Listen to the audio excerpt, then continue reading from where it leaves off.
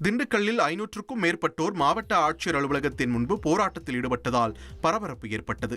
என் பஞ்சம்பட்டி கிராமத்தில் 300 ஆண்டுகளுக்கு மேல் பழமையான கிறிஸ்துவ தேவாலயம் அருகே உள்ள அரசுக்கு சொந்தமான காலி மைதானம் அருகே உள்ள சீதா லட்சுமண அனுமன் சமேத ஸ்ரீ பட்டாபிஷேக ராமர் உள்ளிட்ட கோவில்களின் கும்பாபிஷேகத்தை ஒட்டி போலீசின் உரிய பாதுகாப்புடன் அரசுக்கு சொந்தமான அந்த மைதானத்தில் அன்னதானம் வழங்கலாம் என்று சென்னை உயர்நீதிமன்ற மதுரை அமர்வு உத்தரவிட்டது.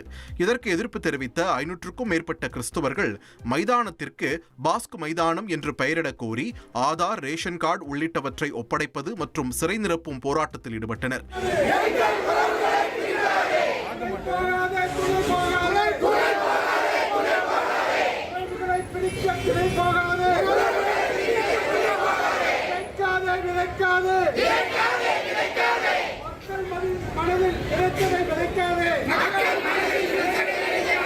பின்பு மாவட்ட ஆட்சியர் நடத்திய பேச்சுவார்த்தையில் போராட்டம் தற்காலிகமாக வாபஸ் பெறப்பட்டது.